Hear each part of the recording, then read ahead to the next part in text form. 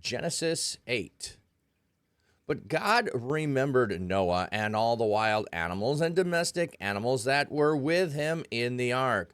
God caused a wind to blow over the earth, and the waters receded. The fountain of the deep and the floodgates of heaven were closed, and the rain stopped falling from the sky.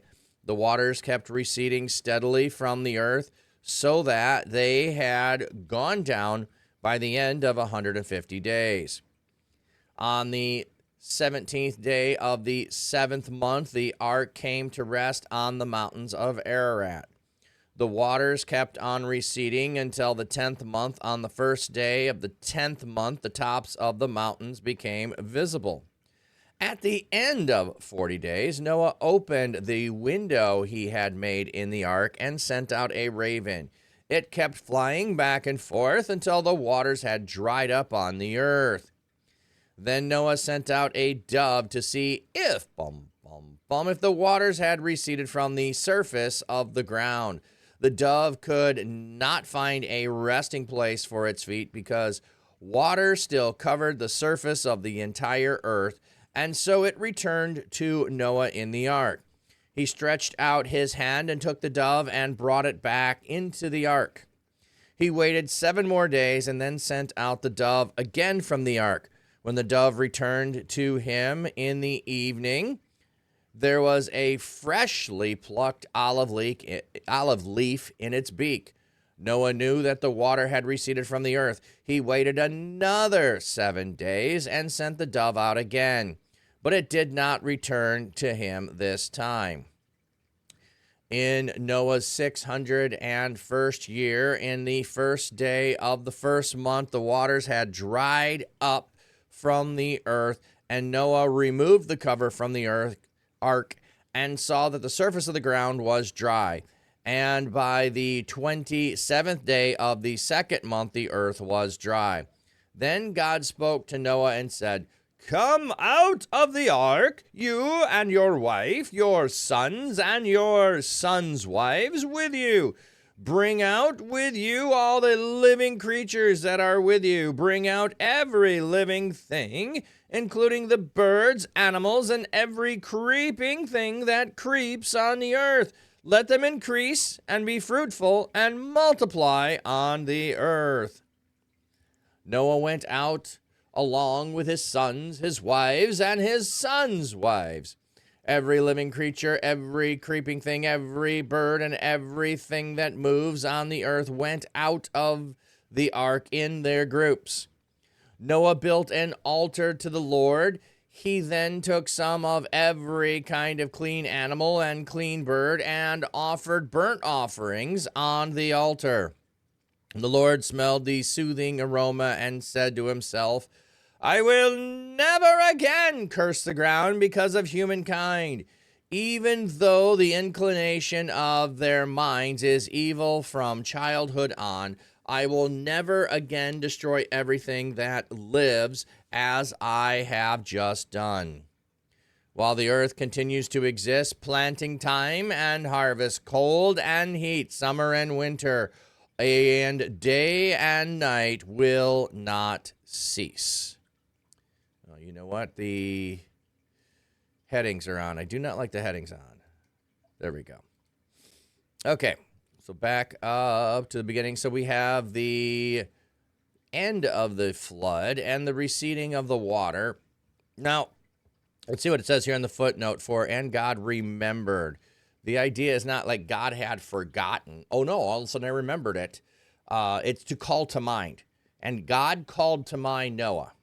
So the Hebrew translation "remember" often carries a sense of acting in accordance with what is remembered, fulfilling covenant promises. Yeah, so it is a bringing to mind in order to do something in regards to something.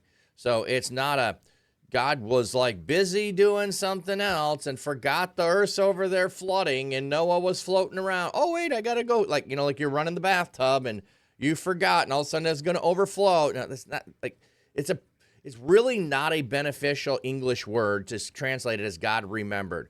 God called to mind. Like he brought to mind and then acted upon bringing to mind that person. But What we have here, though, is notice the language. God caused a wind to blow over the earth. This sounds a lot like creation that we already had. The Spirit of God, the wind, the breath of God is hovering over the waters. It's the exact same word. And God caused the Spirit, wind, breath to blow over the earth, and the waters receded. So we have this interaction between water and God, and breath, spirit, wind is the word that is used. So it's God's hovering over the water in creation. It's God's hovering over the water here in recreation. So it is recreating. The Spirit hovered over the water, and then we went through the days of creation. The Spirit is hovering over the water, and now we are going to have the recreation. Dry land is going to come about again. And then plants are going to come about again. We don't need animals to come about again. We need animals just to come out of the ark and then get the command again. So that's what we're going to see as we go through that. And then we have the reversal of everything that was given when the flood happened. The fountains of the deep and the are closed. The rains have stopped. So instead of being opened, they are now closed.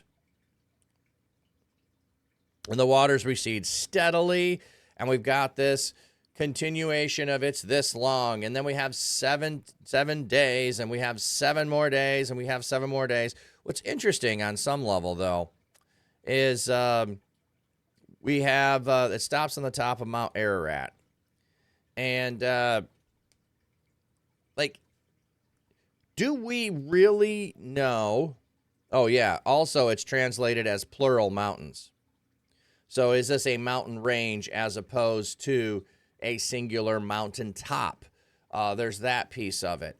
There's also, did people throughout time memoriam since this event actually have and identify the correct mountain of Ararat, and it never got moved, lost, or a new one just said, hey, there was a mountain somewhere named Ararat. How about we name that one over there Ararat?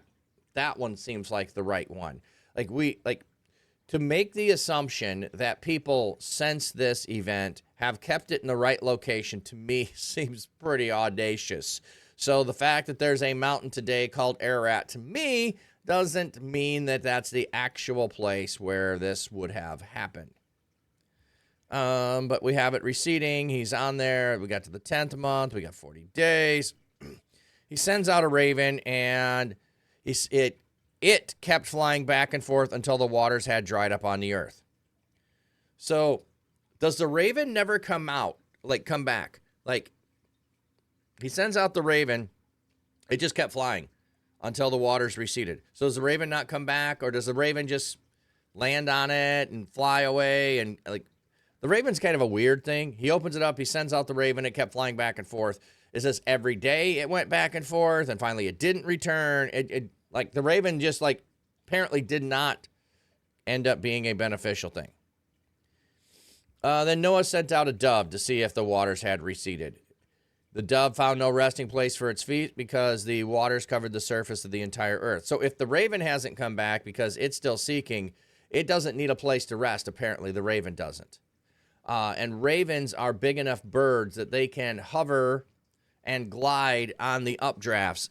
They're at the small end of birds that can do that, so it may not need to come back to the ark at all. Maybe there's floating debris that it finds. I don't know. But we have the dove, which, let me see, do they have a footnote on dove here? Yes. The reference to dove has been specified for translation. Oh, that's just there. Okay. Dove is actually probably more like a pigeon would be a good translation as opposed to dove, but historically it's been dove. So, and Art Pibble, sorry. Yeah, I saw you come in. I forgot to say good morning to you as well, friend. Thank you for coming in and lurking. He waited 7 more days. 7 is a number of totality. So he waited again. And then he sent out it again, and it came back with an olive leaf in its beak. And he waited another 7 days, and then he sent it out. But it did not return this time. So, and then we have God was going to speak to Noah. And Noah's going to remove the cover of things. And we finally have hey, come on out. God's instructions, it's over. Come on out. And what does Noah do? He takes and he builds an altar. Noah's first act is to bless and worship God. Now, he was to take seven pairs of every clean animal, and so here he is going to take and begin making sacrifices. If you take those clean animals and you make sacrifices, you need more to repopulate. So that's why 7 of each of those. So just like he took some of every kind of clean animal and clean bird and offered a sacrifice on the altar. So you would know what those are. We get those later on. They're not mentioned yet, but we know that they're clean. But you reading this would already be familiar with that potentially, so they don't mention it here. And the aroma is pleasing to God in such a way that he decides never again curse the ground because of humankind. Now, this is an interesting phrasing here. Let me see what it says in the footnote here. The Hebrew word translated curse, kalal, used in the PL verb stem. Okay. So we had the curse of the ground in the garden. Is this a removal of it? I will never again curse the ground because of humankind. So I will remove the curse from the ground for humankind. So they are no longer going to have to toil. That is one possible reading of this. Because of the flood, the toil is going to be removed, but not just because of the flood and recreation in this new second earth.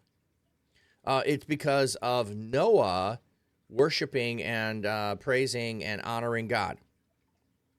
But he says, even though every inclination of their mind is evil from childhood on, I will never again destroy everything that lives as I have done. So is this just a promise to never destroy the earth with a flood? Or could it be both? Could it be more than one thing? I kind of like the idea here. Plus Noah, his name, and when he was born, if you remember, he is going to remove the curse. That's part of it. Now the curse will be over. So there is the Jewish belief that he invented the plow and that's what reversed in some way, got rid of the curse because we are going to make toil easier. So he is credited with inventing the plow. I don't know if he really did. It's a fascinating idea. Scripture doesn't tell us that at all. Anyway.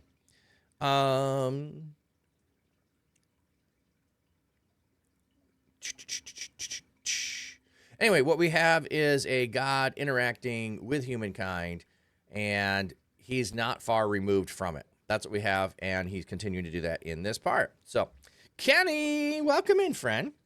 We will have ads coming in here shortly. So, any thoughts, any questions on Genesis so far there on the flood stuff? You know, one of the things that people hypothesize around is whether this is a regional flood or a global flood. My biggest argument against a regional flood is why in the world would you need to build an ark to get away from a regional flood? Couldn't God just send the animals away? Like if he brought them all to the ark, he could have just sent them away from the flooded area. And couldn't you just send Noah and his family away? Like, hey, man, we're just going to go on a journey to get away from the flood. The flood's going to happen over there. Don't tell anybody, BT dubs. So it's, for me, it's really hard to justify it being a regional flood. I'm fine with people thinking it's a regional flood and that being the case. And there's a lot of people that argue from the standpoint of, well, there's floods that are in every different group of people around the globe has flood myths. Yep. So it doesn't mean it happened globally. When people go and say, well, scientifically, we have no evidence of a global flood. Maybe there isn't. Or maybe it's been, eradicated by regional floods or plate tectonics. I don't know. I don't need it to be global. I don't need to argue it's regional. I'm just going to go with this is what we have as a story, and I'm going to take the value out of it that's there. All right, we got ads running in.